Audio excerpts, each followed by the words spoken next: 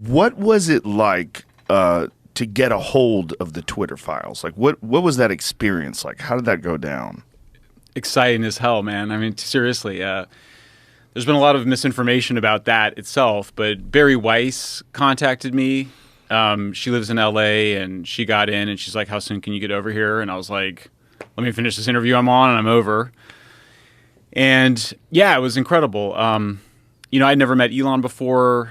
I met him at the coffee station, just making himself a cup of coffee. He had no idea who I was. And yeah, we just got into it. It was I was sort of the least known of the big three journalists that were there. It was Barry Weiss and Matt Taibbi who was on. And they had already started thinking about how to kind of what to go after. And Matt had done a story on the Hunter Biden laptop already. And then we were starting to look at January 6th because Trump gets deplatformed on January 8th. And so because I'm like the junior member of that threesome, so to speak, they gave me January 7th.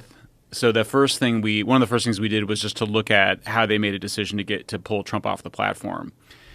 And it turned out that the 7th was an important day because that was when they started to rationalize this decision to deplatform Trump, even though their own people inside had decided that he had not violated their terms of service. So they were sort of stuck making up a reason to deplatform him. And that was an important theme, was that they just kept changing the rules basically to do what they wanted to do. And that was the same thing on the Hunter Biden laptop. The New York Post story that they censored also had not violated their terms of service. So, I mean, look, it was crazy. I mean, it was, people always ask questions about the files themselves, but, the experience was we would ask for these searches and we just get back huge amounts of data. It was lots of thousands and thousands of emails, thousands of internal messages on their Slack messaging system. And so, yeah, I mean, a lot of it was, some of it was very boring because you have to just read tons and tons of stuff. But, I think the big theme was we start by seeing a real, it's super progressive. It's like 99% of campaign contributions from Twitter staff are going to Democrats.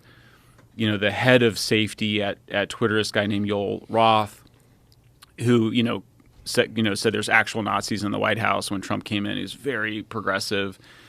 But over time, we just kept finding like this weird, like FBI wants us to do this. There's these other government agencies. Oh, all these people used to work at the FBI. The CIA shows up, Department of Homeland Security, and we're kind of like, what the hell is going on? And the story quickly shifted from us sort of, and I think what Elon thought, which was that it was just very progressive people being biased in their content moderation and their censoring, to there is a huge operation by U.S. government officials, U.S. government contractors, and all of these super sketchy NGOs getting money from who knows where, basically demanding that Twitter start censoring people.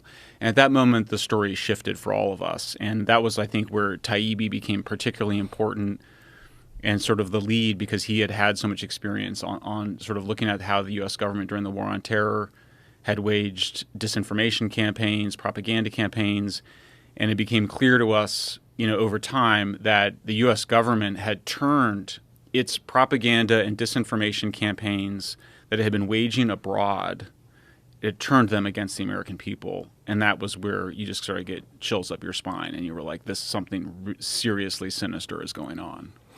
Do we know when this began? Like, when did they infiltrate these organizations? Because I'm sure it's not just Twitter, right? I'm sure it's... Oh, no, absolutely not. That's part of what was so terrifying is that it was all of the social media companies, including Wikipedia, by the way, which we don't talk enough about, but also all of the mainstream news organizations are all being organized. So when does it start? It really, what you're looking at is the apparatus that was created by the War on Terror over the last 20 years, starting after 9/11. Then there was a battle against ISIS because ISIS was successfully recruiting on social media. So there was sort of a counter-ISIS recruiting campaign that occurred. Then you get the big event is Brexit 2016, Trump's election in 2016, and the establishment just freaks out. Absolutely freaks out. And there's a lot of different motivations here. So one of the motivations is just to blame Facebook, blame social media for Trump's victory. It was never true. I don't really think anybody really believed it. There's just, there was just for a variety of reasons we can talk about, there was never any good evidence that whatever Russians did had much of any influence, any measurable influence on the outcome of the campaign.